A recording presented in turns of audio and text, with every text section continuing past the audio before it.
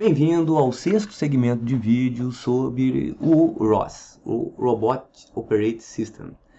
Meu nome é André Marcato, professor da Universidade Federal de Juiz de Fora. Nesse segmento de vídeo, nós vamos abordar a comunicação do ROS entre máquinas.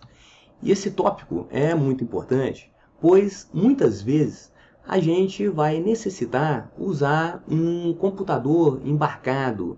Quando a gente utiliza em drones, né, isso é a denominação muito comum é Companion Computer, onde você tem um computador que vai estar instalado, né, de forma embarcada no robô. Normalmente, a capacidade de processamento desse computador, por ele ser de menor porte, não vai ser a mesma de um desktop ou de um notebook. Então, em determinadas situações, a gente vai necessitar rodar alguns nós do ROS em um computador com uma capacidade de processamento maior, por exemplo, um desktop ou um notebook, e outros nós vão estar rodando num computador de pequeno porte que vai estar instalado sobre o robô, tá certo? Pode ser, como a gente está vendo na figura, um drone, ou uma base robótica que vai estar se movimentando no solo, ou num barco robótico, e assim por diante. E o ROS, ele permite que a gente faça esse tipo de aplicação. Então aqui a gente tem dois exemplos, né? Então a gente tem um Companion Computer, né? Um computador embarcado, o Raspberry, muito difundido na literatura, né? E o Odroid, que já tem uma capacidade de processamento um pouco maior. Então, na realidade, ambos computadores, né, embarcados vão estar sobre o robô, tá certo? Ambos, na realidade, entre aspas, né? Ou você vai estar utilizando o Raspberry, ou você vai estar utilizando o Odroid, ou algum outro dentre as diversas marcas, né, disponíveis no mercado. Então, nessa aplicação que a gente vai fazer agora, que a gente vai mostrar, a gente vai estar utilizando no desktop uma máquina virtual. Não necessariamente a gente precisaria utilizar a máquina virtual. Se você tivesse, né, com um sistema Linux nativamente instalado no seu computador, você não precisaria usar a máquina virtual. Mas nesse ambiente que nós configuramos aqui, a gente está rodando o Windows e através do VirtualBox a gente instalou, né, o Linux numa máquina virtual. E no outro lado, né, a gente vai ter lá no Raspberry ou no Odroid o Linux instalado como sistema operacional nativo. Então é muito importante, quando você estiver utilizando a máquina virtual, você configurar o chamado modo bridge, né? O que o modo bridge vai fazer? Ele vai permitir que a máquina virtual acesse a internet através do sistema operacional que está nativamente instalado na máquina. Então, por exemplo, né, se você está utilizando o Windows, igual a gente aqui, e na máquina virtual a gente está rodando o Linux, o modo bridge ele vai fazer uma conexão entre a máquina virtual e a internet que está chegando, né, no nosso sistema através do Windows, que é o sistema, né, nativamente instalado no nosso computador. É possível a gente realizar diversos outros tipos, né, de aplicações. O importante é que, através da internet, um computador consiga enxergar um outro. Então, ambos os computadores, né, em outras configurações, eles devem ter, por exemplo, um IP fixo. Então a gente já fez aqui alguns testes no laboratório e que através de um modemzinho, né, que a gente compra numa companhia telefônica, a gente instala esse modemzinho no computador que vai estar embarcado no robô. Só que é importante que esse modemzinho, né, ele forneça um IP fixo e do outro lado, né, no desktop, a gente precisa também ter um IP fixo. Então dessa forma, um computador vai poder conversar com o outro através da internet, tá? Mas vamos deixar claro que nessa aplicação que a gente vai desenvolver aqui, a gente vai estar usando, né, no desktop o Windows, só que com um sistema através do VirtualBox, a gente vai estar com uma máquina virtual rodando o Linux e lá do outro lado a gente vai ter um sistema operacional Linux rodando, né, de forma embarcada. Então, o que a gente vai precisar fazer, né? A gente vai ter que, em ambos os computadores, realizar determinadas configurações no arquivo .bsrc. Então, existem algumas variáveis de ambiente do ROS que devem ser configuradas corretamente para que a gente realize, né, o apontamento entre os dois computadores. E é isso que a gente vai mostrar nos próximos slides. Então, nessa configuração, a gente vai ter, né, os computadores conectados na mesma rede, igual a gente mostrou aqui no slide anterior, né? Então, a gente vai ter um roteador e os dois computadores vão estar conectados, ambos, né, no mesmo roteador. E eu vou precisar conhecer os IPs, né, desses dois computadores nessa rede que a gente está utilizando, tá certo? E um dos computadores apenas é que vai estar rodando o nó ROS-Core. Então ele é que vai estar centralizando, né, a comunicação entre todos os nós.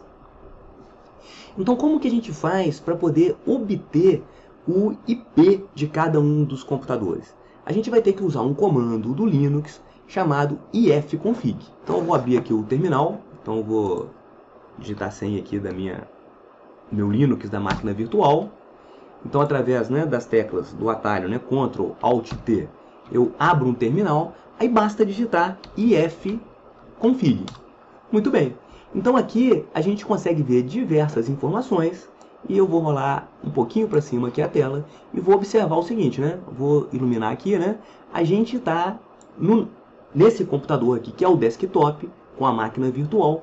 O IP é o 10.15.1.112.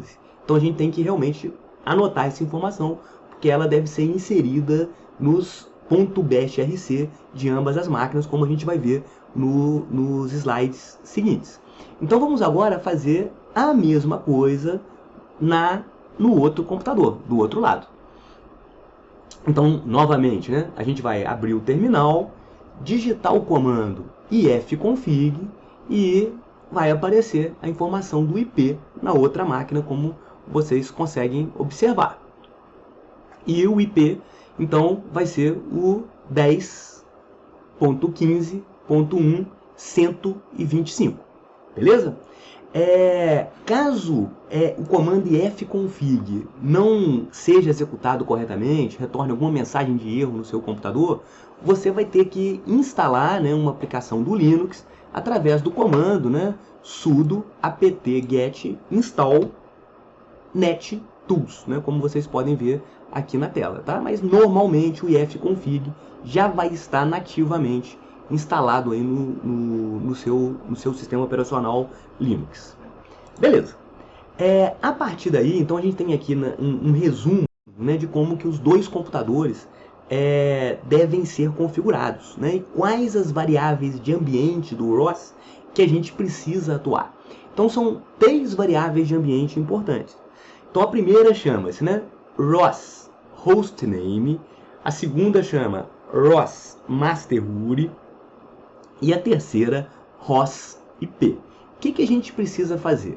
No computador 1, que é o desktop, que vai estar rodando o ROS-Core, a gente precisa configurar os IPs de todas essas variáveis de ambiente voltados, né, para o IP da própria máquina que está rodando o ROS-Core. No nosso caso aqui vai ser o 10.15.1.112, tá certo? Então o ROS hostname eu configurei com essa informação. O ROS masterroot, né, vai ser igual a http //. Eu vou apontar para o próprio ROS hostname que eu acabei de configurar. E aqui é importante a gente indicar a porta onde vai ser realizada essa comunicação. Por default, normalmente o ROS utiliza a porta 11.3.11, mas a gente poderia alterar essa porta se fosse necessário. E a gente precisa configurar também a variável de ambiente ROS IP. Então a gente vai colocar o 10.15.1.112. No outro lado, a gente vai ter que fazer a mesma coisa, só que agora o que vai acontecer, né? A variável ROS masterroot do outro computador, que vai estar rodando alguns nós, mas não vai estar rodando o ROS-Core, essa variável de ambiente ROS masterroot deve apontar para o computador que está rodando o ROS-Core. Então, muito simples, né? Então, exclusivamente nessa variável, você vai ter que configurar, né, ROS masterroot igual http //10.15.1.112. As outras duas variáveis, a ROS hostname e a host IP devem estar apontando para o endereço IP da própria máquina. Então, essa é a configuração que deve ser feita e a gente precisa fazer isso aonde? No arquivo .bashrc de ambas as máquinas. Então, rapidamente eu vou mostrar como isso foi feito aqui no nosso ambiente, né? Então, eu vou digitar aqui, né, gedit.bashrc. Beleza. Então, descendo aqui, né, para o final do arquivo, a gente consegue ver essas configurações. Então, olha bem, export ROS hostname igual a 10.15.1.112, igual a gente viu, né, ROS master root, ROS igual a ROS hostname, apontando para a porta correta, e o ROS IP. Do outro lado, vamos ver como é que ficou. Então, inicialmente, né, abrir um terminal aberto, eu vou editar através do comando gedit o .bashrc, e aí eu vou rolar a tela lá para o final do arquivo, e a gente vai ver as informações dispostas da forma como a gente mostrou. Então, basta fazer isso, né? Então, você está vendo lá o ROS hostname e o ROS IP apontando por 10.15.1.125, que é o IP dessa máquina, do Companion Computer, e o ROS master root apontando para a máquina que vai estar rodando o ROS Core, que é o 10.115.1.112. Então, basta você fazer isso, você vai estar estabelecendo, né, tá configurada a forma como os dois ambientes vão estar se comunicando. Então, o que a gente precisa fazer agora, né? Nessa aplicação, o que eu vou mostrar, né? Eu vou executar na máquina que vai estar rodando, né? Que eu vou fazer isso agora. Eu vou rodar o ROS Core, então basta fazer, né?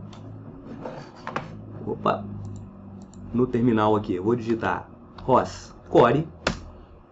Aí a gente vai conseguir ver aqui, né, o nosso IP, né, o ROS master root, ele está 10.15.1.112, que é o IP da ROS Core. Aí eu vou abrir aqui um outro terminal através do comando Ctrl Alt T, né? Vou abrir um novo terminal e aí eu vou rodar agora o nó, que vai ser o nosso simulador da tartaruga, né? Que é através do comando ROS-run, para poder executar um nó. Aí eu vou colocar aqui turtle sim e turtle sim node. Então, ao fazer isso, eu vou abrir o simulador da tartaruga. Só que o que vai ser interessante agora, né? Eu vou rodar agora o teleop key, então eu vou através do teclado do outro computador, eu vou movimentar a tartaruga que está no computador onde está o ROS Core. Então, antes de rodar o nó, né, do teleop key, igual a gente fez no segmento de vídeo anterior, eu vou mostrar, por exemplo, os nós que estão em execução. Então, a partir daí, eu vou digitar o comando ROS node list. E aí a gente consegue ver todos os nós ativos, né? Entre eles o turtlesim, que está rodando na outra máquina. Então olha que interessante, né? Se eu digitar o ROS topic list, eu vou ver todos os tópicos ativos através dos quais os nós podem se comunicar, né? Então, embora por enquanto a gente não tenha ainda nem um nó rodando nesse segundo computador, a gente já consegue ver, né, o framework, né, ativo, funcionando, embora alguns nós estejam lá no outro computador, que é o computador 1. Então agora sim eu vou executar, né, o nó teleop key. Então para isso, né, eu vou digitar, né, ROS-run turtlesim, que é o nome do pacote, e em seguida, né, eu vou colocar turtle underline teleop key, e aí sim a gente vai executar o nó, vai entrar em execução agora no outro computador, e movimentando as teclas do teclado, a gente vai conseguir ver agora a tartaruga, né, se movendo. Então olha que interessante, né? Então por que isso é importante, né? Então muitas vezes você vai ter, por exemplo, um quadrotor que tem recursos limitados, né, principalmente em relação ao peso, você vai instalar um computador de pequeno porte. E esse computador, ele vai ter acesso, por exemplo, à leitura de todos os sensores que estão embarcados lá no quadrotor. Ele vai conseguir acessar, por exemplo, a câmera, né, que está instalada lá no quadrotor. Só que ele não vai fazer processamento nenhum. Então ele apenas vai ler as informações desses sensores e, através de um tópico, vai enviar essas informações para um desktop, e lá no desktop, que a gente tem um poder, uma capacidade de processamento muito maior, a gente vai realizar todas as operações necessárias, de processamento de imagem, de cálculo de odometria, e assim por diante, né? Planejamento de trajetória, e assim por diante. A gente vai fazer essas operações no desktop, que é um computador com uma capacidade de processamento muito melhor. Tá certo? Então, esse foi o recado, né, desse segmento de vídeo. É importante a gente lembrar, né, que no computador 2 a gente não roda o ROS Core, só no computador 1. Então, eu espero que através dessas dicas aí vocês consigam então fazer teste, né, executar diversas aplicações usando aí o seu próprio ambiente computacional disponível aí. Então, muito obrigado. Até o próximo segmento de vídeo.